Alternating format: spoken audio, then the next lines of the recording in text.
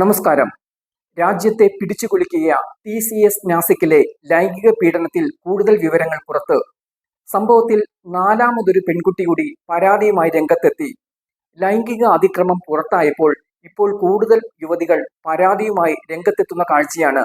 ലൈംഗിക അതിക്രമത്തെക്കുറിച്ച് പറഞ്ഞപ്പോൾ അധികാരികൾ അവഗണിച്ചുവെന്നും വിഷയം ഒതുക്കി തീർക്കാൻ സമ്മർദ്ദം ചെലുത്തിയെന്നുമാണ് യുവതി പറയുന്നത്. HR വിഭാഗവും ഓപ്പറേഷണൽ മാനേജറായ അശ്വിനി ചൈനാനിയും ചേർന്ന് തന്നെ നിശബ്ദയാക്കാൻ ശ്രമിച്ചു എന്നാണ് യുവതിയുടെ പരാതി. ഈ പരാതി വിട്ടേക്കൂ, ഈ വിഷയം ഉപേക്ഷിക്കൂ എന്നായിരുന്നു അധികൃതരുടെ മറുപടി. പരാതിയിൽ ചൂണ്ടിക്കാണിക്കുന്നു. 2023 മെയ് മാസത്തിലാണ് TCSൽ ജോലിക്ക് കയറിയത്. റസ മേമോൻ എന്ന ഉദ്യോഗസ്ഥനാണ് തന്നെ ശല്യം ചെയ്യാൻ തുടങ്ങിയത്. ട്രെയിനിങ് സമയത്ത് താൻ ഒറ്റയ്ക്കായപ്പോൾ മേമോൻ തന്നെ സമീപിച്ചു. ഓഫീസ് ആശയവിനിമയ സംവിധാനമായ ടീംസിൽ തനിക്ക് മറുപടി നൽകാൻ നിർബന്ധിച്ചു. കാര്യങ്ങൾ രഹസ്യമായി വെക്കണമെന്ന് ഇയാൾ കർശനമായി ആവശ്യപ്പെട്ടു. ഇയാൾ പിന്നീട് അടുത്തുകൂടി വന്ന് തന്നെ സ്പർശിക്കാൻ കൂടി തുടങ്ങി.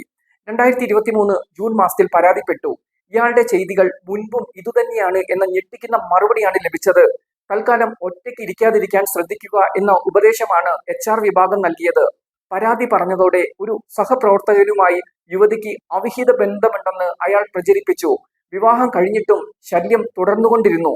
വിവാഹ ജീവിതത്തെക്കുറിച്ച് ലൈംഗിക ചുവയുള്ള അശ്ലീല പരാമർശങ്ങൾ നടത്തി.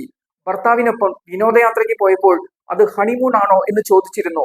ഡാനിഷ്, തൗസീഫ് എന്നീ സഹപ്രവർത്തകരെ കൂട്ടുപിടിച്ച് ജോലിഭാരം കൂട്ടി പ്രതികാരം തീർക്കാനും ഇയാൾ ശ്രമിച്ചു. മാനേജ്മെന്റ് ഇവരെ സംരക്ഷിച്ചു. ഇത് ലൈംഗിക അതിക്രമങ്ങളെ പ്രോത്സാഹിപ്പിക്കുന്നതിന് തുല്യമായി. ഷാരൂഖ് എന്ന ജീവനക്കാരനും തുറിച്ചു നോക്കുകയും അശ്ലീല പരാമർശങ്ങൾ നടത്തുകയും ചെയ്തു. തന്നോടൊപ്പം പുറത്തു പോകാൻ അയാൾ എന്നെ നിർബന്ധിച്ചു. മാനേജ്മെന്റ് നടപടിയെടുക്കാത്തതിന് കാരണം എല്ലാ ചെയ്തികളും നിർബാധം നടന്നു. റസ മേമോൻ, അശ്വിനി ചൈനാനി, ഷാരൂഖ് എന്നിവർക്കെതിരെ യുവതി പരാതിയുമായി കോടതിയെ സമീപിച്ചിട്ടുണ്ട്. യുവതിയുടെ നിയമ പോരാട്ടം ഈ പരാതിയിൽ പ്രതികൾക്ക് കുരുക്കാകും. അതേസമയം ടാറ്റ TCS ലൈംഗിക പീഡന കേസിൽ കുറ്റാരോപിതയായ വനിതാ ജീവനക്കാരിക്ക് ഇടക്കാല ആശ്വാസം നൽകാൻ നാസിക് കോടതി വിസമ്മതിച്ചു.